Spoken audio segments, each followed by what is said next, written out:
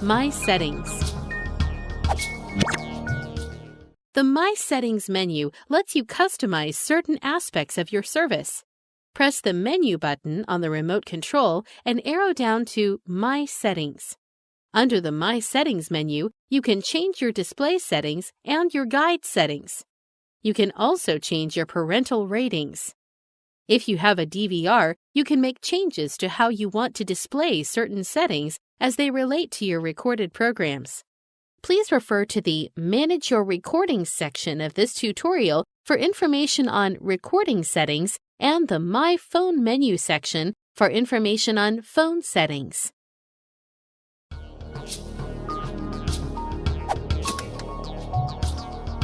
Display settings. If you arrow to the right and highlight Display Settings and press OK, you can change how the set-top box should display specific items. For each option, simply use the arrow buttons to see available choices. You can turn closed captioning on or off, change the audio language, and change the TV output type. For example, you would need to display an HD TV in 16:9 and a regular television in 4:3. Here, you can also change your component settings, conversion mode, and output resolution. Typically, these are items set at the time of installation and then left alone. Once you have made changes, highlight Save and press the OK button on your remote. If you are afraid you have made changes that you do not want, you can always exit without saving your changes.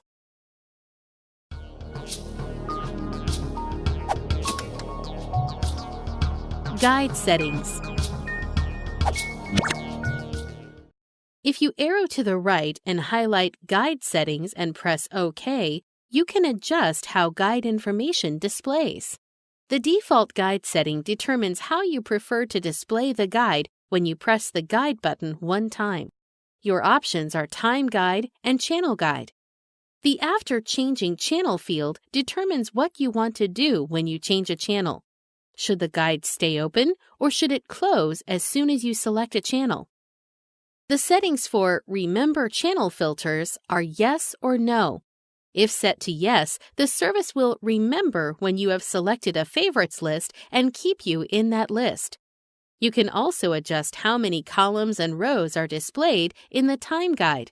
For example, if the guide is set to 3:3, the guide shows less information and the text is a little larger on the screen. If your TV is small, you might want to change to this option. Likewise, you may want to show more information on the screen by setting it to 6 rows and 6 columns, and the guide shows more information per screen with smaller text. It's all a matter of preference. Inactivity timeout refers to how long the service will wait for a key to be pressed before the set-top box times out and closes the menu. Options range from 1 second to 2 minutes to never. If never is selected, you'll always need to press Exit to clear the screen. You can adjust scrolling behavior so you can scroll through channels in the guide, either by channel or page by page. Finally, when you are using the Browse key to scroll through the channels, the browser bar inactivity timeout setting determines how long the browser bar information will display on the screen once you stop scrolling. If you are afraid you have made changes that you do not want, you can always exit without saving your changes or highlight Default and press the OK button on your remote control to go back to the factory-defined settings. The My Settings menu also gives you access to options regarding the recordings on your DVR. From the main menu, highlight My Settings, arrow to the right, and select Recording to change settings related to your recorded programs. You can group your titles by program within a specific folder by choosing Yes. When viewing your future or recorded program listings with the Auto Expand selection set to Yes, you will receive info about each specific program. If Show Folders is set to Yes, programs will be grouped into specific folders. If Show Folders is set to No, all programs will be displayed individually.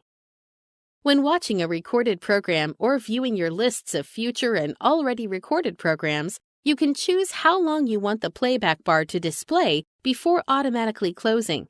If Never is selected, you will need to press Exit for the playback bar to close. While watching a recorded program, you can choose to have a skip icon that will display when you press the Skip Forward button on the remote, or you can choose to display the playback bar whenever you press the Skip Forward button on the remote. Once you have made your setting changes, highlight Save and press the OK button on your remote. If you are afraid you have made changes that you do not want, you can always exit without saving your changes or highlight Default and press the OK button on your remote to go back to the factory-defined settings.